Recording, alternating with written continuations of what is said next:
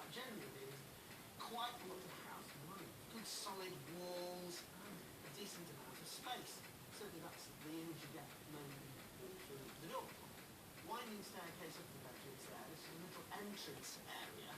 And then through to the main living accommodation. Dual aspect, good bay window here. Besides neglect. It doesn't smell damp, but it's certainly a good sized space.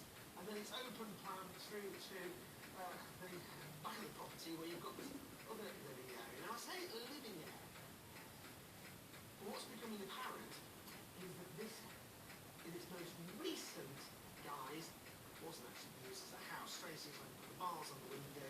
You've got a relatively small and fairly utilitarian kitchen. And through here, a strange little ante area with a downstairs loo which has been converted for disabled use. I mean, these might sound like wood kind of house. The fact is, it was actually an office. But in terms of the layout, lots of space to play with, but things like this little area here on the back door doesn't particularly work. So, okay, downstairs doesn't look like a family home anymore. But what about the rest of the property? So upstairs, good-sized storage areas, hence it does feel a bit utilitarian. One thing you could definitely benefit from is some new double glazing, or actually any double glazing, because those are fairly old. But again, you know, what you've got is space to play with. There's a bit of work to do to the property. It needs upgrading, but it also needs a heart to change it from a cold, practical workspace to a place to live in. Well, the house definitely benefits from its position on a corner plot. It's got this really nice sized garden, which would make it a great family home. But before it becomes that, you have to apply for planning permission. Not for the work that's required, but for change of use. In its most recent guise, it was offices. And although, clearly, it was a house in the past, currently, the planning regulations are that it's an office. So you've got to apply to change it back to being a residence. Now, any planning officer, I think, would look upon that application favourably, but it's still something you've got to do. So this family house, former offices, after all, it's not a home until the paperwork is stamped, has a guide price of $40,000. Is there potential for a bit of profit in it then? We asked a local property expert to come and have a look. Does he think there's much to be done to the property? No, once it's had change of use applied for and granted back to a normal residence, because it used to be a drop-in centre, really it's just mostly cosmetic, smarten up the kitchen and the bathroom, put some new carpets in and, you know, some new paint, and it should be good to go. The only real change I would try and make to the property is perhaps make the kitchen slightly bigger, because it is quite a decent-sized house and it would warrant having a slightly bigger kitchen. So I'll try and, you know, rejig the downstairs a little bit to try and make the kitchen a better size. So if the buyer made those changes and turned the place from an office to a family home, would it be worth it? If this property was renovated to a high standard, I should imagine it would go back on the market at around £90,000. So at its guide price of $40,000, there's a lot of potential in this property. And what about rental? If this property was to come to the rental market, the area here is good for rental. I would expect it to achieve around £495 per calendar month. Well, a bit of work to be done to sort this place out, but it's a big house that would make a great family home. It's also in a strong rental area, so a good buy-to-let opportunity as well. Let's see who bought it when it went under the hammer. Pip! At £40,000. Pip boy! At £40,000, 35 then. 35 here at £35,000, I'm away in ones. At 35, 36, 37, 38, 39, 39 I'm bid 40. 41 here, just beat you too, sir, sorry.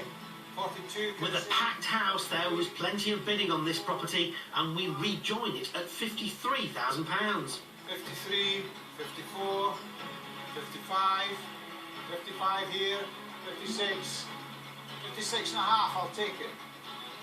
57 and a half. You're right. At £57,000, first and second time, if this gentleman gets it, needs a round of applause. Third and final time, are we done? Who's going to spoil the party? Nobody, all done, all out. Hey! round of applause was because this was 9th time lucky for buyer Alex, who hadn't managed to win 8 previous lots. This time he let the spotter, who was usually there to assist the auctioneer, wield the paddle. The lucky lady seemed to change the outcome, with a bid of £57,000 winning the day. Be a lady tonight. However, with this house, I think he has come up trumps. He owns his own decorating business and has another role as a landlord with a growing portfolio of properties he rents out. Alex, great to meet you. Thank you. Congratulations. Tell me why you wanted to buy this place.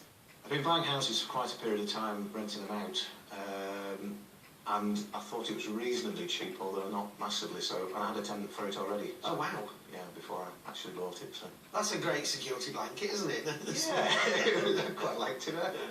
Fantastic. And did they dictate the kind of house you bought and where, or what? No, I've got tenants already in several properties, but also people sort of on a waiting list almost. Right. So I actually went to the auction to buy 3 houses and ended up buying just this and a plot of land. Right. So ideally I'd have had 2 more, so I've still got more people waiting. Wow.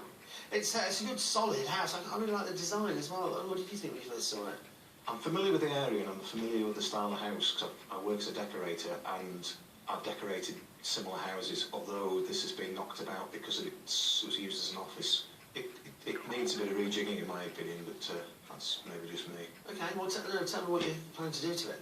Well, there's a great big gap that I'm stood in here between the 2 rooms. That'll be going, be a door literally where I'm stood. Oh, you don't want the open plan feel? No, I'm not particularly keen. I was brought up in big houses and they tend to be a pain to heat, so right. Given it's freezing, it is the Lake District, either rains or it's freezing, one or the other up here. So. And then through, between, the layout to me is a bit odd. You've got the hall and at the back door, you've got kind of a wasted area with a disabled toilet down there, and then a very small kitchen at the back, which for a single man or whatever will be fine, but as a family house, you really want a bigger kitchen, so that toilet will be disappearing, and that'll be all kitchen between there and... Wow! So no downstairs loo at all anymore? No. So what about upstairs? Changing the layout up there, or leaving it pretty much as it is? Everything's staying there. Just a good tidy up, new windows. Right. You mentioned you're a painter and decorator. Allegedly, yeah. What do you mean allegedly? Well, I work with a guy who's been doing it for 45 years, and I've only been in it about 12. Right. So I kind of fell into it more, and I work with him, but of the 2 of us, he's far better qualified than I am.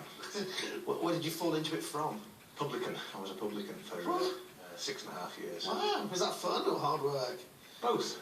It was entertaining. It was a good pub, but to be honest, it's a lot easier living, painting and decorating. So, from publican to property and painting and decorating. Oh, and he also has busy summers working on the family sheep farm in the Scottish borders. And he's also a qualified electrician. So how much of the work here will he be doing? I could do quite a bit of it. Obviously all the decorating and electrical work I'll be doing. I can't do any gas work. Any plumbing I'll be doing. Refitting in the kitchen, that'll be done by me. This wall's actually going in by, I'm getting a joiner to do that, just purely because there's a door going in the middle. And I want it good and solid and secure. So what's the budget?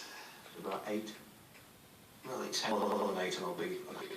Right. An experienced landlord like Alex will undoubtedly keep to his budget, especially since he doesn't think this house was a total bargain, having paid 17 grand over the guide. His aim is to get the property ready in 6 weeks so he can get his tenant in, and for very good budgetary and practical reasons. Empty houses get vandalised and whatever, so yeah, I want something for the rent also. I begrudge paying council tax on an empty property, which you do these days, which seems crazy, but that's the way it is. So. Well, listen, congratulations.